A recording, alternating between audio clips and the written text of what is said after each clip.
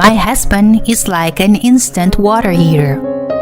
If something even slightly bothers him, his mood turns sour immediately. My daughter and I have lived in fear of him. Hearing my daughter cry out, "Mom, Mom," I finally came to my senses. I couldn't believe my husband would do such a thing to her. My name is Holly. I am a 25-year-old stay-at-home mom. I have a family of 3. My husband Sean, who is 80 years older than me, and our 3-year-old daughter Annie. My day starts by reporting my schedule for the day to my husband. Today, an air conditioning cleaning service is coming in the morning. After that, I'll go shopping and then pick up Annie from kindergarten. Other people might think that it's strange for a married couple to do this, but I don't really know what normal family is anymore. I've never known my father since I was born. My mother was a single mother who worked at night, but she was often irresponsible with men and didn't come home on many occasions. On the table, there were sweet buns and candies. On a good day, there might even be $10 left for me. My mother stopped coming home altogether when I was in the 5th grade. By that age, I knew what was going on and thought, I've finally been abandoned. When I told my teacher that my mother wasn't coming home, I was taken into custody and placed in a facility. My mother was arrested and charged with a crime, but she said, "That child was always in my way." Since then, I haven't seen her, and I don't plan to in the future. After graduating from high school, I got a full-time job at a nearby supermarket. The part-time ladies there treated me like a daughter, and I enjoyed my work. Excuse me, but what time will you get off work today? One day, a male customer with a slightly nervous look approached me while I was working. That man was my future husband. At the time, I was 20, and my 20-year-old husband looked very mature to me. Like me, he had grown up in a facility, and somehow, being with him made me feel at ease.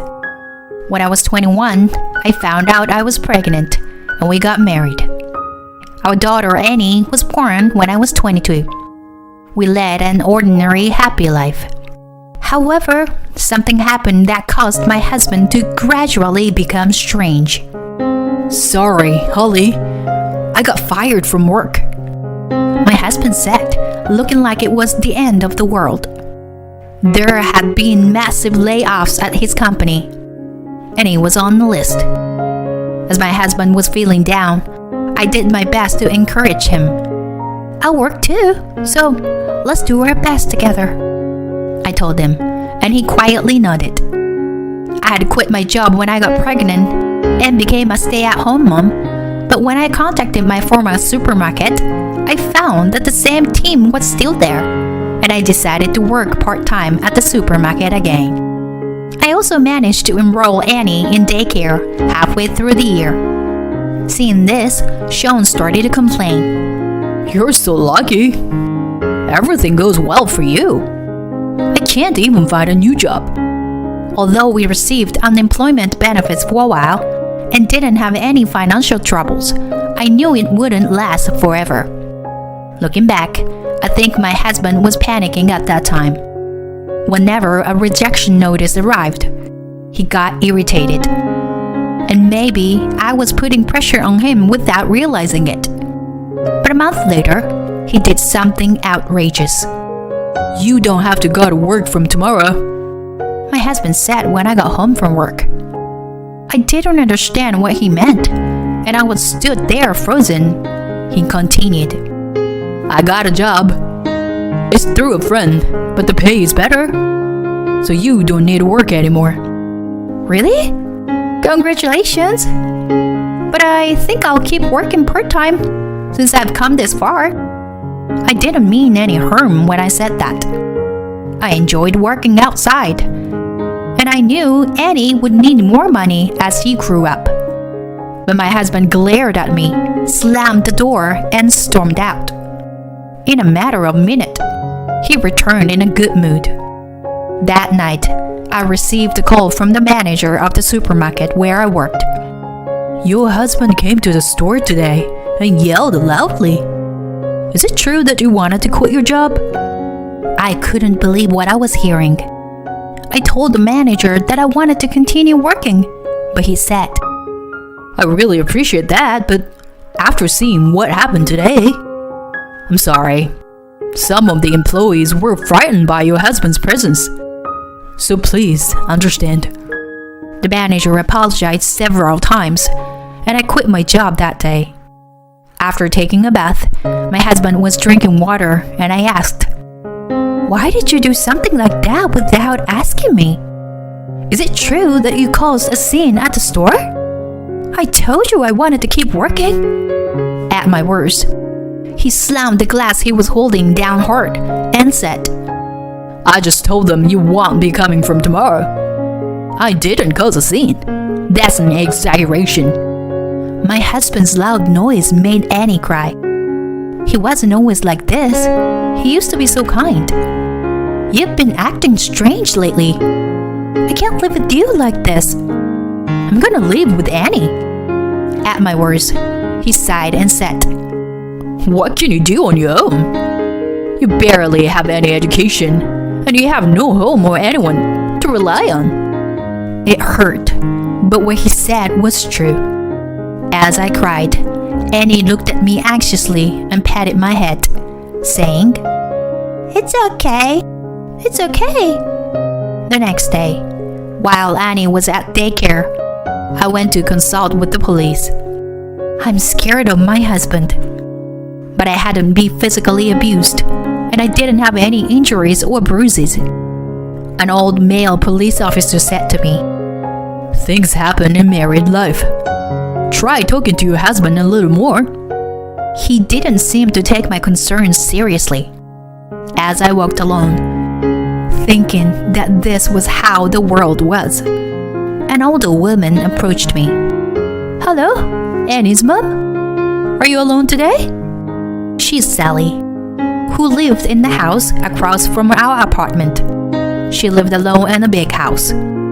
Annie was very fond of her and called her grandma to play with her. When I apologized, she said, I'm happy to be called that, so it's fine. She was a cheerful person. My husband had a good public face, so she said he was a wonderful husband. But he said to her, That lady is a bit too friendly. It's better not to get too close. Since then, I had been letting Annie play with her when my husband was not around. Recently, my husband had been unemployed and always at home, so it had been a long time since I talked to her. My husband is at work and Annie is at daycare, so I'm alone today.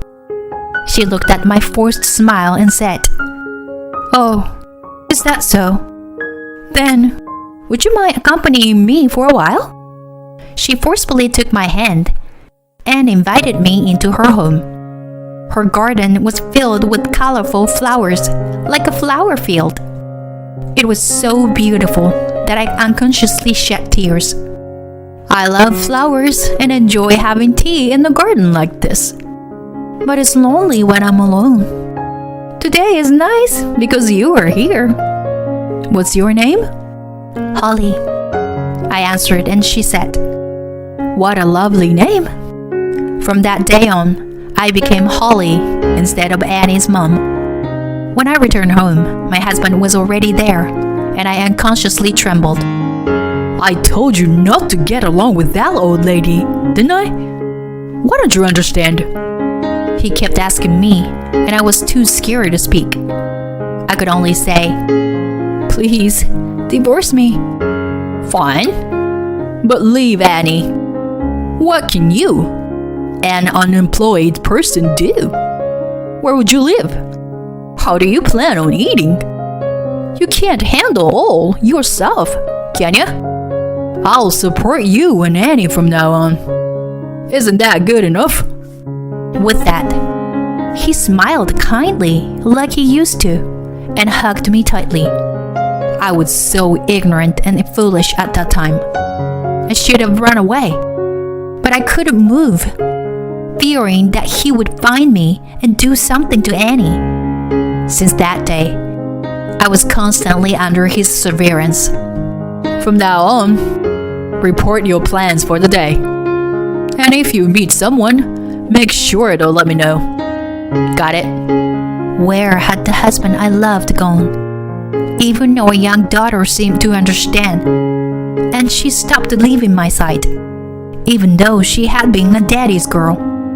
He didn't seem to like that either, saying, "Come on, Annie. Let's play with Daddy." But when she shook her head, he accused me. "You're telling her something bad about me, aren't you?" It was hell, but I had no one to rely on. I hated my weak self. I thought I was a failure as a mother. Since John found a new job, he had been earning quite well, and we were able to live comfortably. I heard he worked for a staffing agency, but the irregular working hours made me suspicious. Was he doing something shady? I began to think so. About 3 months passed in this hellish life, when a decisive event occurred that would end it. That day, he was in an unusually good mood, to the point of being creepy. Even Nanny seemed happy, going to him on her own. It was a scene no different from the happy times we once had. If only those days could continue. But it was too late now. While I was preparing dinner, my cheerful husband said, "Holly, I'll give Annie a bath today. Annie, let's take a bath together with Daddy today." Yay! She was so happy because she loved her kind daddy. Recently, he had been saying it was a hassle to give her a bath, and I have been giving her a bath most of the time. But I gratefully accepted his offer. I would regret this decision for the rest of my life. It was about 5 minutes after the two headed to the bathroom when I heard Annie's screams, which were far from normal. I quickly stopped what I was doing and ran to the bathroom. "Annie?" There was no sign of the two in the bathroom. Panicking, I rushed outside. There, in a parking lot, stood my husband, Annie, and an unfamiliar man. Upon seeing me, Annie clung to me crying. She must have been terrified. She was shaking. "What's going on?" I glared at my husband, who looked a bit uncomfortable. The man standing next to him then said, "Nice to meet you. I'm Kevin, Sean's friend. Your husband is currently working at my company." I felt nauseous at the man's creepy, smirking smile. "Is that so? And what do you want with my precious daughter?" My hands were trembling as I hugged my frightened daughter. In response, she hugged me tightly. Then, my husband said something unthinkable. "Listen, all we want is for Annie to be a conversation partner for some rich old men and women for a while. I told you I was working in a staffing agency, right? It's just that. And it pays a couple $100. It's a pretty good deal, right? You're always chatting with the bored-looking lady across the street. It's the same thing." He said he had taken her outside, intending to tell me afterwards, thinking I would object. What? What did he just say? What does he think of her daughter? A conversation partner? No way! I finally woke up to the reality. I marched up to my husband and slapped him. "You've got to be kidding! How could you do such a thing to your own daughter? Are you out of your mind? Disgusting! Don't touch Annie! Stay away from us!" My crying and screaming caused my husband and his friends to look panicked and tell me to be quiet. Kevin, my husband's friend, said, "Is your wife crazy or something? I'm going home." That's when it happened. "Excuse us. May we have a moment of your time?" 2 police officers were standing there. Seeing the officers, my husband and Kevin's faces turned pale in an instant. We received multiple reports of arguing voices. Tell us what happened. When I realized Annie wasn't in the bathroom, I thought it wasn't an ordinary situation, and I called the police while running down the stairs of the apartment. The 2 men started to resist, shouting, We didn't do anything. Let's go. As the police officers calmly listened, they were taken to the police station. A female police officer who came to help later asked if I was okay, as my body was shaking so much that she worried about me. When asked if I had any family members I could rely on, I could only shake my head. Then, from behind, Sally, who lived across the street, called out, Holly? Annie? Annie, who had been clinging to me, hugged her, exclaiming, Grandma!